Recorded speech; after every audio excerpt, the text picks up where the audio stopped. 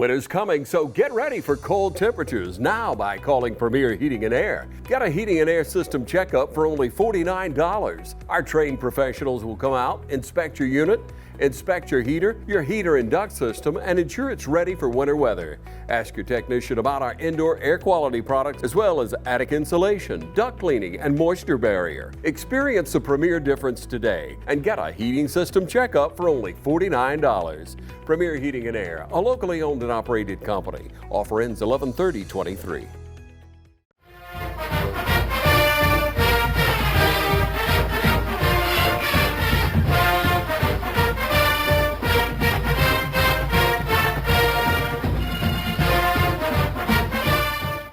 I'm here with Coach Lawhorn with the West Lawrence wrestling team. Coach, tell me a little bit about the summer. How did it look? Well, we work in June during the summer. GHSA makes us be off the first week of June and then the first week of July. And the majority of our heavier guys play football. So we pretty much give them July because it's football month. So, but we work in June. We try to go to 3 or 4 different tournaments, summer tournaments. It ends up being like little scrambles during the summer. I haven't done it since I've been here to go to a wrestling camp, but this year's team's raised a pretty good amount of money. I'd like to go to a couple of wrestling camps with them next year. The FCA does a good camp down at Camden, and the App State camp up in North Carolina is a really good wrestling camp to go to. But normally, our kids, they do that stuff in July, and a lot of them go to Storm. So there's a bunch of good wrestling tournaments in July and August that come up, Super 32, Fargo. So I kind of give them July off because of that, and they go with Gerald and them to do those big national tournaments. So that's pretty much what we do during the summer.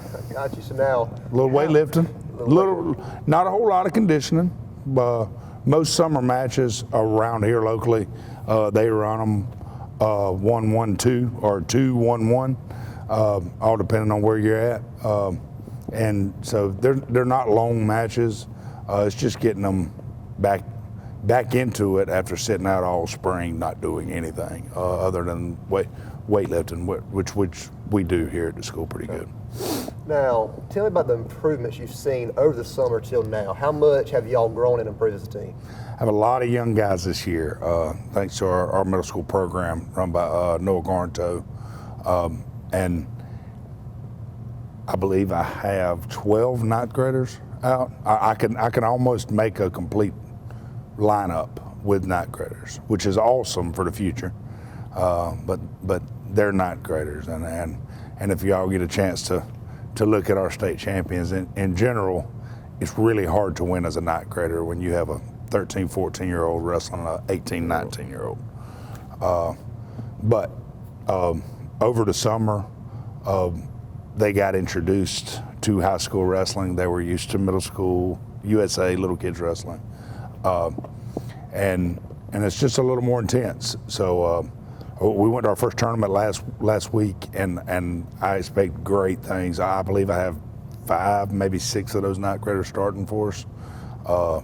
3 of them possibly placing this year. And again, like I said, you could probably look at our state champs. There's probably only 2 ninth graders up there. But Jaden Starley's going to be a really good one for us. He's got to come around and understand his work ethic's got to get a little better. But he's going to be an excellent wrestler. He knows the sport. He's been around it since he could walk. So he just needs to practice a little harder, and he'll see that as we get in the season that practices have to be a little more intense. If not, he's not going to be in shape. And in a tough match where he's wrestling a tough kid, he's just not going to be able to last. And a lot of the young guys who dominated in middle school, it takes them a little while for that to click. Great 10th grade group coming back from last year. I think we only lost 2 kids that decided they weren't going to wrestle this year. One's our quarterback for the football team, Ty, was an excellent wrestler for us. From summer to now, I can see our guys that are buying in to the program. They're understanding we are an elite program in the state, and it just takes a little more extra effort.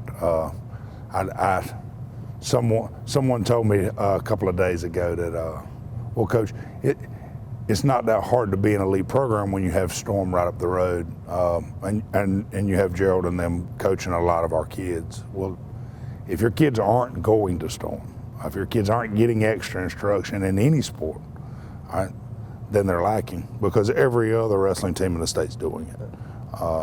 And Gerald is an excellent coach. His son Bryce is an excellent coach. Those other guys that help him at Storm Wrestling really help us out. So pretty much from June, the end of June, all the way up until we start in October, Gerald takes them. And they go to, again, national tournaments, and they drill, they work on new stuff,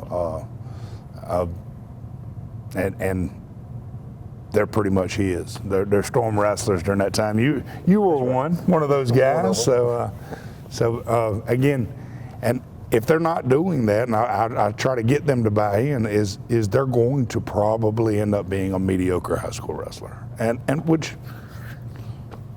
we need mediocre guys. There's 14 guys in the lineup, and I understand all of them aren't going to go. We helped them out this year. Some of the guys that couldn't go, we got some of our seniors that are driving that are going to pick them up and carrying them. So it's kind of helping out with a lot of that. But now that we've officially started the season, it's tough. It's really tough going from one practice, you remember, right over there at 6 o'clock to another practice. But you need that live over there, because you have really good practice partners that pay money to go over there, so that's who you're competing with. So you need to go practice with them. So.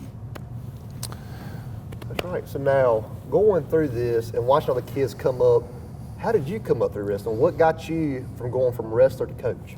My Sunday school teacher, when I was probably in the first grade, I might have been in kindergarten. My Sunday school teacher was Hugh Catt at Dexter Baptist Church. And Hugh Catt was one of our old coaches here at West Lawrence.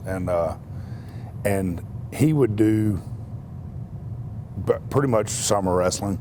And he had a little kids program. So he talked my dad and them into letting me do it. And I just started wrestling, and we would go up to Atlanta like once a year to a big wrestling tournament. Dublin Little Kids program was awesome. They'd have the Coca-Cola Classic over there, and that was a huge state tournament. There would be 750 to almost 1,000 kids there for that tournament. And they're doing an excellent job over at Dublin, building that program back up. And I'd like to see the little kids program just excel like it used to here and at Dublin. But again, it's just buying interest, getting the community involved, and Lanier is really good. Ben Lanier is really good at getting that done over there at Dublin. So hopefully we can get back to Middle Georgia wrestling being very successful. Because I used to be, Coach Garnto would tell you, he was my high school coach once I got up in high school. And junior high, we didn't have a middle school team, so it would be like 4 or 5 of us from middle school would go practice with the varsity, and guys like Lawrence Ash, Gerald Carr, Sammy Blash, Joel Carr, Tony Brazil. Well, we were middle school kids that just kind of got through to the Wolves, so we would do Takedown King. Those are our guys we were practicing with, and they're all state champs. I mean, legit college style wrestling. We're going to take a break, and we'll be right back with you. Imagine a life-changing injury. Imagine the fear and unknown. The Houston Clinic Sports Medicine Team, the only physicians in the area with advanced certification in orthopedic sports medicine, treats sports injuries with innovative techniques. The Houston Clinic has helped nearly 1 million athletes live without pain. Imagine getting back in the game. Imagine the best game of your life.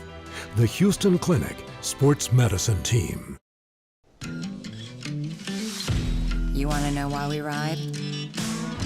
Maybe it's because everything looks better with a fresh coat. It's putting on your Sunday best and catching up with old friends.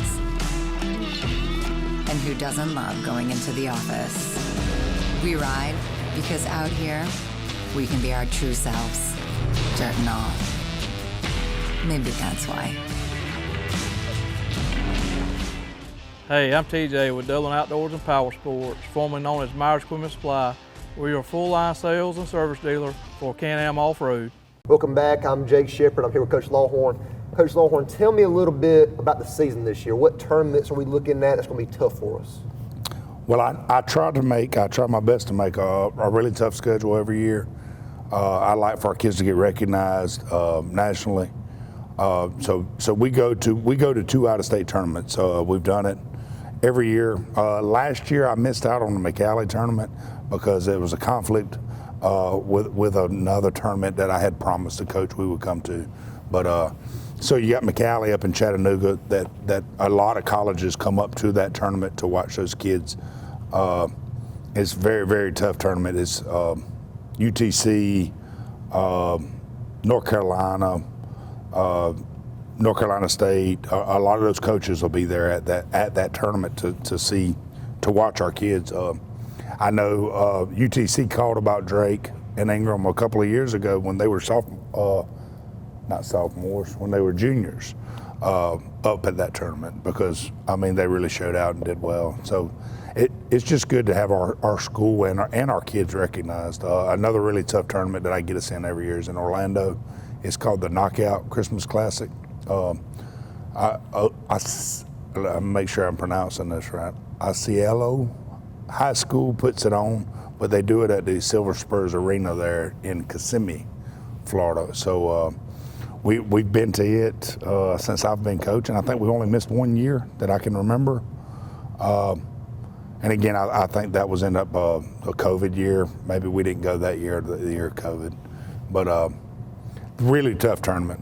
Since I've been here, it's my 8th, 9th year. Even when I was assistant coach with Slaughter, we started going to that tournament.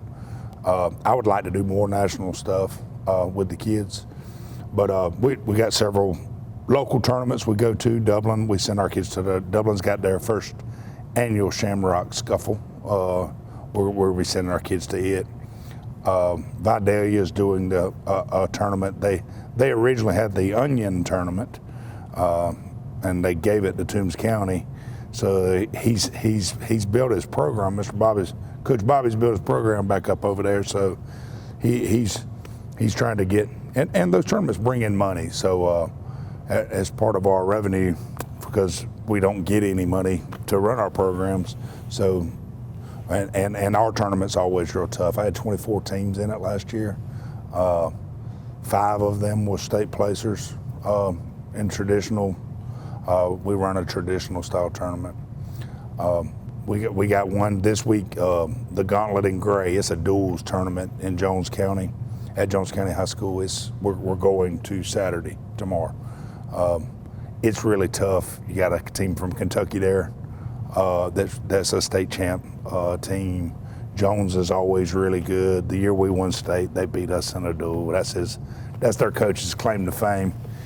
We didn't have our football players. I keep telling him that, but so we forfeited like 3 weight classes to him. But his claim to fame was he beat state champs West Lawrence.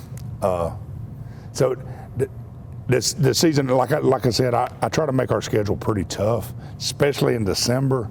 January we'll scale it back a little bit because that's when we start region, and that's when we start our state duels, and then region traditional and state traditionals in February. So I like to get the guys' feet back under them, or kind of beat them down in December and let them know it's like, hey, you're not the best guy in the world.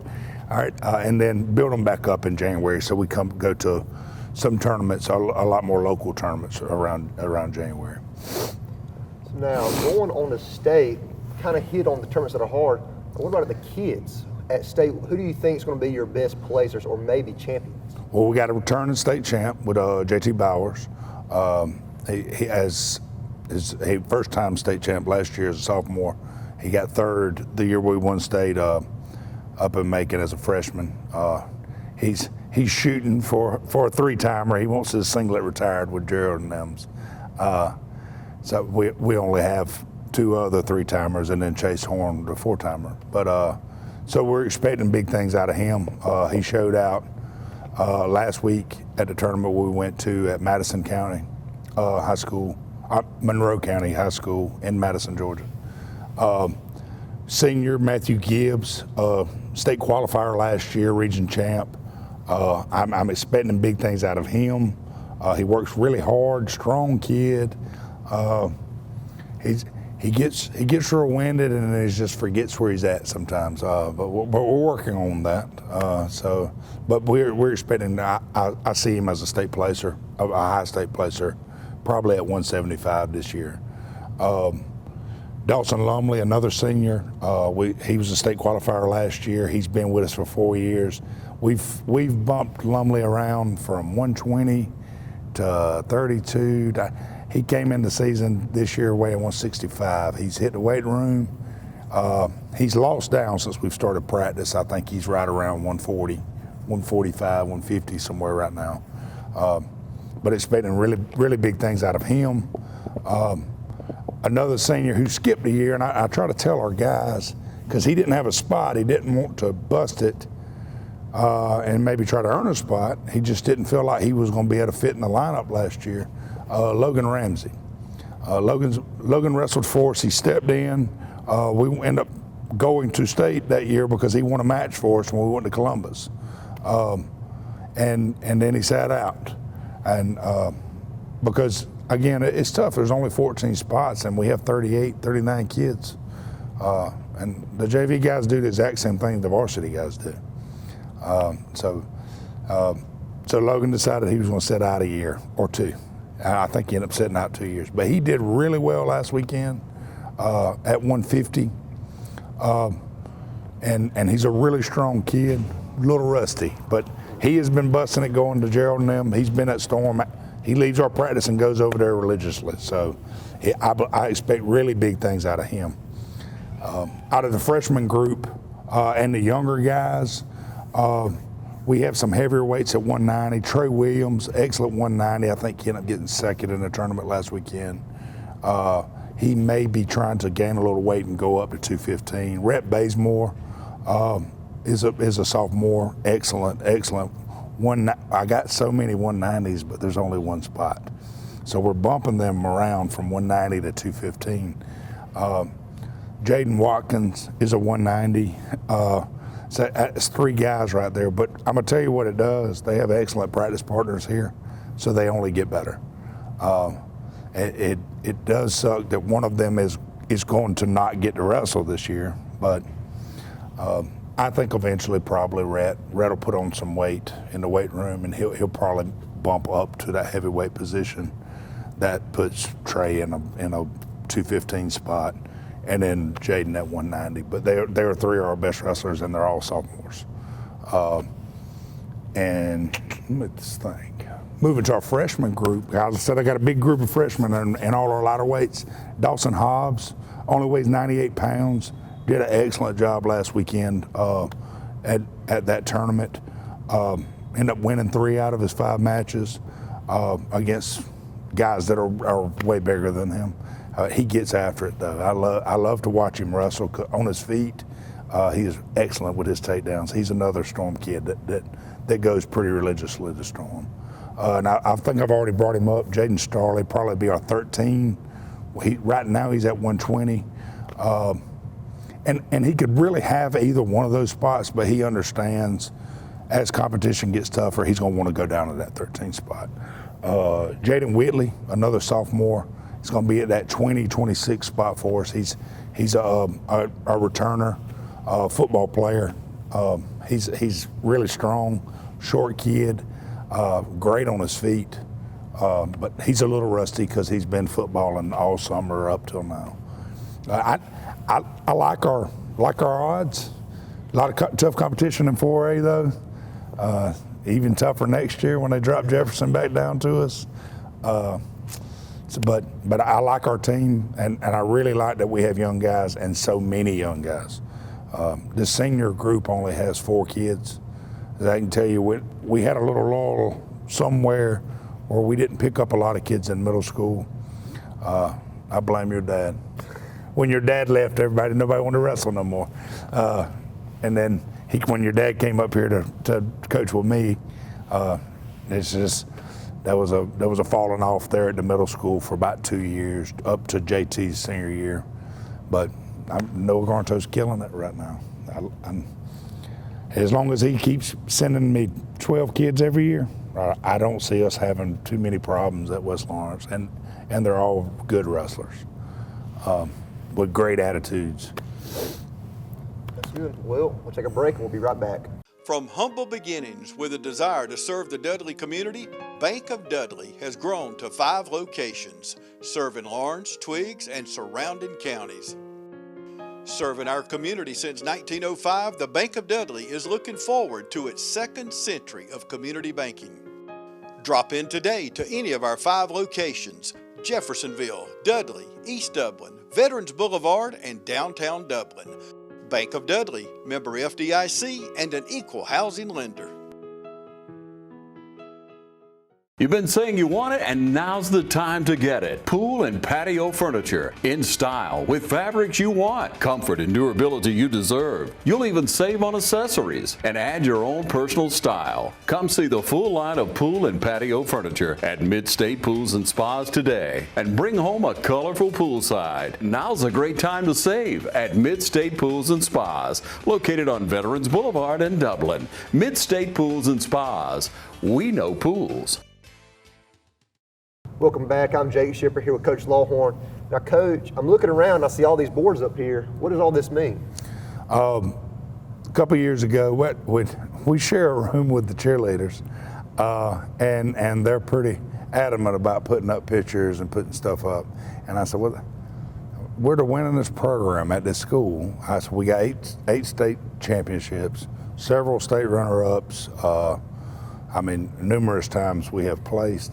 I said, so since half the room was decorated in cheerleading stuff, I said, me and Hightower talked and said, well, we need to put up some wrestling stuff in our room.